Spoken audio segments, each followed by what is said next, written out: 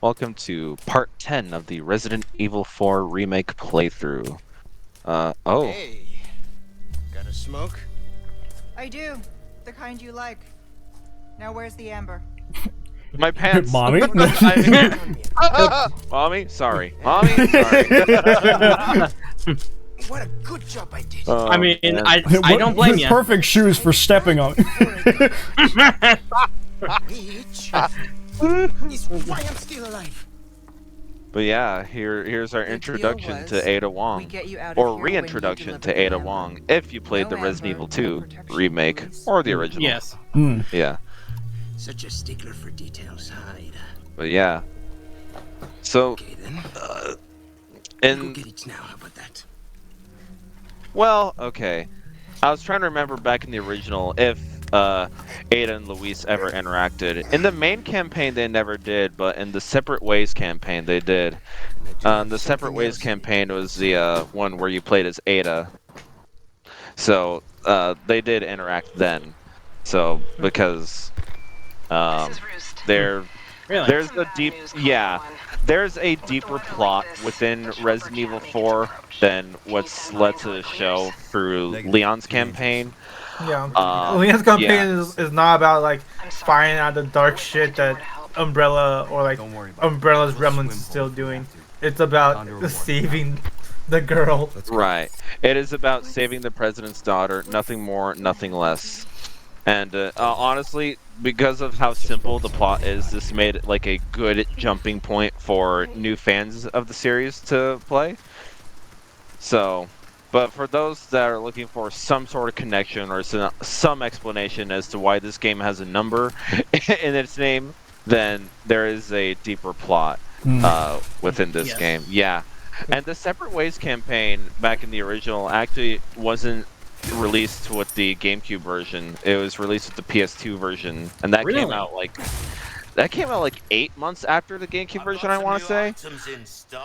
But yeah, it initially was not in the game, but it was supposed to be in the game, so they put it into the PS2 version. And it's and then Separate Ways along with the has been released with every single version of the game since. I see. Yeah. And so, and also the remake kind of did a similar thing, because at launch, Separate Ways wasn't a thing, but they made the Separate Ways campaign a DLC months later. Of course, after I recorded the initial game. I mean it in a good way. Not bad. I was a bit miffed at that, because on one hand, I did want to do the Separate Ways campaign for this game as well, but I didn't know when it was going to get announced.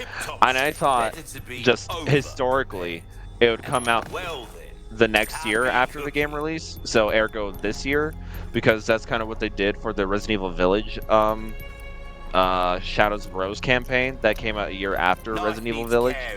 So I just thought that they'd do the same for the RE4 remake. Nope, it came out months after, not a year after. And of course, it came out 10 days after I finished recording and editing. Oh, that must hurt. 10 days. It did hurt. It did hurt. Because I would have loved to have done like a splice of the two campaigns. But no. I could do that for the original game. I could certainly do it for the original. Yeah. In fact, a lot of the Resident Evil games, not all of them, but a lot of them have like separate campaigns with them, kind of like the Sonic Adventure games. So I think also, and that's kind of what I want to do for Adventure 2 at least, is kind of splice everything in chronological order. I'd also like to do that with some chronological order. I'm pretty sure, like with Sonic Adventure, it's even though it's chronological, the timeline is kind of wonky even then. Even within like evil and hero stories. Oh, like, do you know what I mean? But like what I'm saying, right? I know, but it's just like okay. There's Cameron. Oh, good job. Nice. Yeah, I'm a dumbass. That's cock. Yeah. Yeah, this section right here, it encourages you to go stealthily, because if you get noticed, then you get an onslaught of, especially by bullhead right here. Fuck my head. Oh yeah, that's right. There's fucking stealth asshole. in this game. And Not very good stealth. Well, there's stealth. Yes. yeah, I do have to admit, they did add stealth mechanics to the remake, but they are Horrendous. They aren't the best. Yeah, sorry, I do have to say that the stealth mechanics in this game are not the best. It's like they took notes from Ubisoft.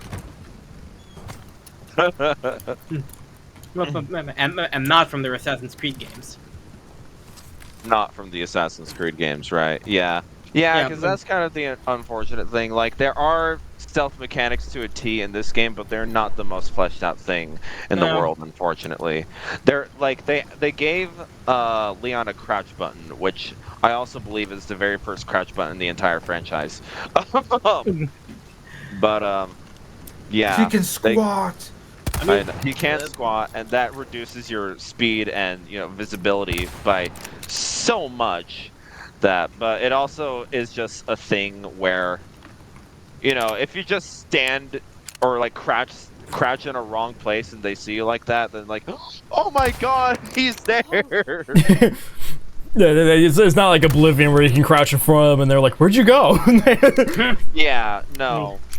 It's not great, but it's also not overpowered at the same time, because even with all the fancy nuances of modern gaming this game has, it's still very limited, and they do that on purpose, just for the sake of you not being so overpowered, being a so overpowered badass in the game, because there'd be like next to no challenge behind that.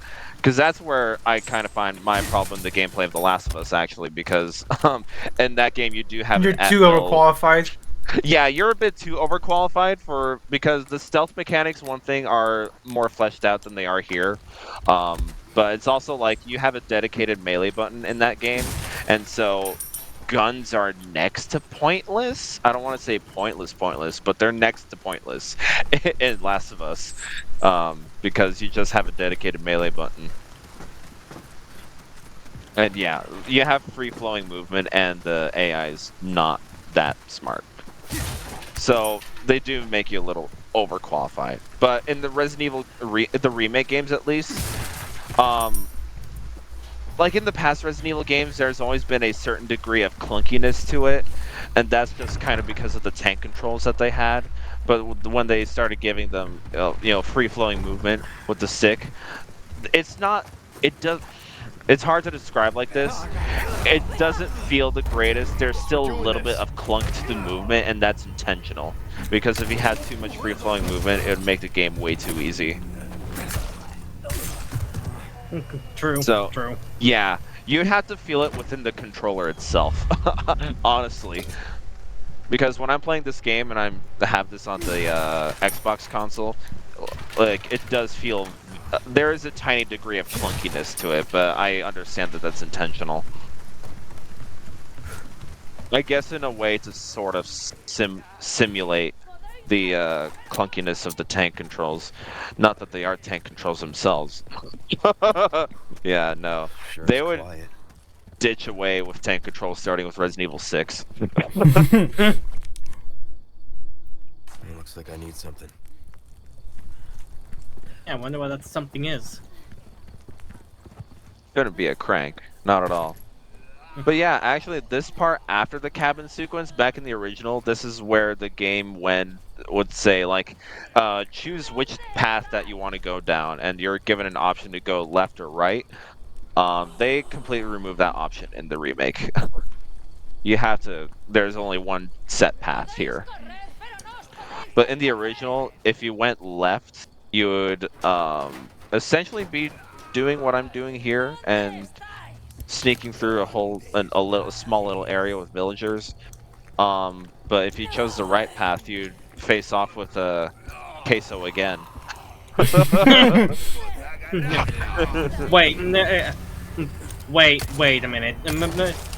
Are you? Did you call the giant queso? Yeah. That's hilarious. Yeah, we did that last session with the El Gigante boss. We're like, what do you mean I'm on part 7? Yeah, we've just been... Yeah, it's been a while since you've been on the channel, Alfredo. But the Yeah. last... Yeah, maybe making fun of Queso is kind of our new joke across these series. Yeah, that's kind of what we've been doing for the past month or so. It's funny. It brings me joy. Drinking queso.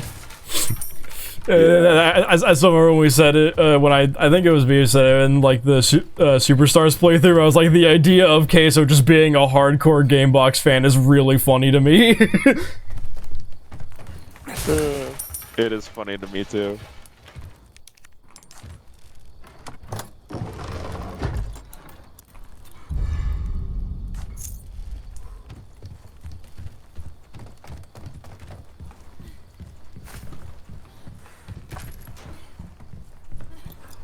Gathering all the resources I can because there's a mini boss coming up. Fist fight him. It's a sick roll. That totally makes sense with the shotgun on your back. Oh, and I love this. What? Okay. Okay. Alright, see ya. Well, bye, bitch. Yeah, there were certain times like that in the original game too. That you could call Ashley to hide in like a dumpster or something. Oh, look how silly this is. Great. Leo's just an acrobat. What are you talking about? Oh, great, it's them. Yes, the Bella sisters. So is this why you told Ashley to go in the locker? Didn't realize it was yours. Yeah, because you don't exactly, you know, want the insta-kill enemies around Ashley. That's a good point. Yeah, so...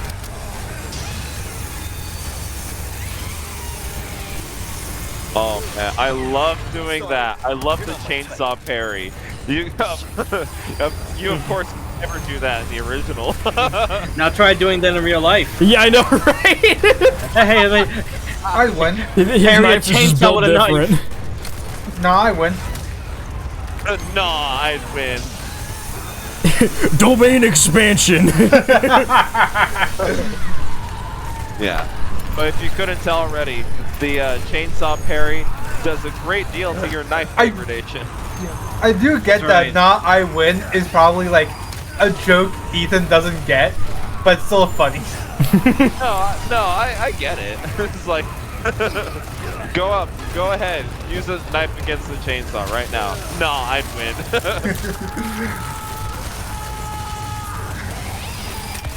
But okay, it's more accurate to say he wouldn't know why it became so popular within like at least the anime community. Well, fuck that. well, fuck that. So this is the one and only time you'll ever see me use the bolt thrower in this game. The bolt thrower is new to the remake. It's marketed as like a stealth weapon, because it doesn't make any sound and you can take out enemies from a distance. But you can also attach explosive mines to them as well.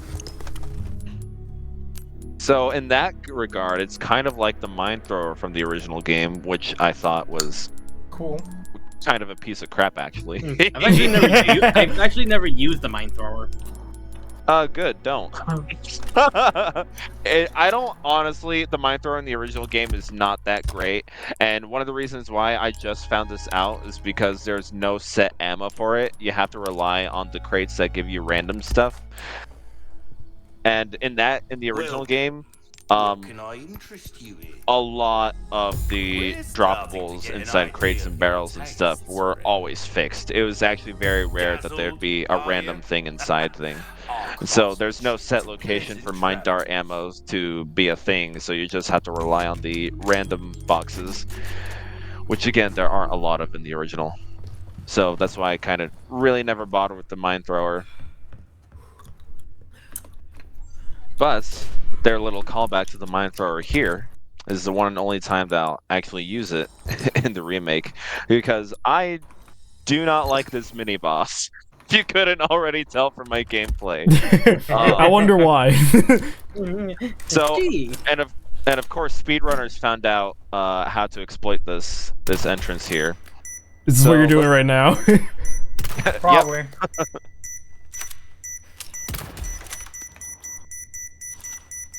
So you have to put them in strategic areas. You can't just like pile them up all at once. I have seen some players like attach them to the light bulb that's right above me. I just can never seem it to make it work though. Hmm. Yeah. It's just not good enough. I can't believe you're using a speedrun technique for a playthrough like this. Fucking, I would, not gonna lie, if most of the speedrun tactics I'm actually capable of, didn't skip entire chapters, I would have fucking used them during some of my playthroughs. Sorry, didn't realize it was yours. Yeah. Didn't realize it was yours. Sorry, didn't realize that was yours. You can't was get easy. lucky. Yeah, you can't get lucky enough. It will kill both of them, but unfortunately, I can only get one. But it did deal a lot of. Yo, that one's getting crazy on the floor. Yeah, but that one did get a lot of damage from those explosives. So yeah, because I do not like facing off against the Bell Sisters normally like that. No, three, I do not. Not fun. Not fun. Didn't laugh. Not funny. Didn't laugh.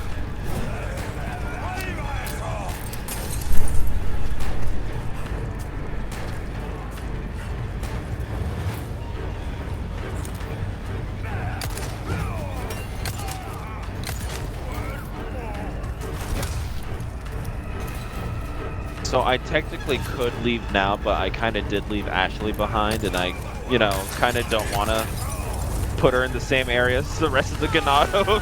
So, yeah.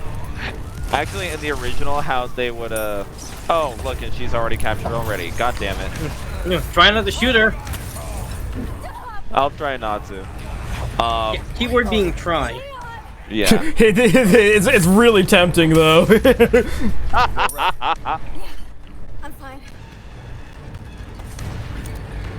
But yeah, how they would circumvent that problem in the original, because remember in that game, there were loading screens in between each door, so, and if you left Ashley behind, there'd just be a text bubble saying, I can't leave Ashley behind, and that's how they would stop you from leaving her. Yeah. So, but since there are no loading zones in between doors in this game, I think the way to do it is, like, if you get a certain distance far away from her, then she'll come out of hiding and see, like, where the fuck did you go? And so that's how she got captured, because she probably walked out of the locker. Yeah, because I walked just far away enough for her to I actually see. feel like that. Yeah.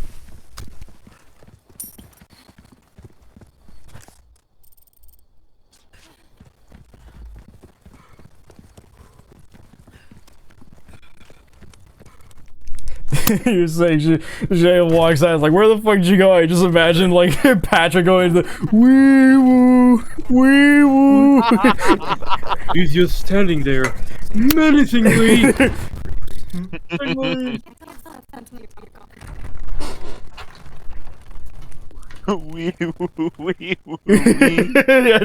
Just like wandering out at night, just wee woo.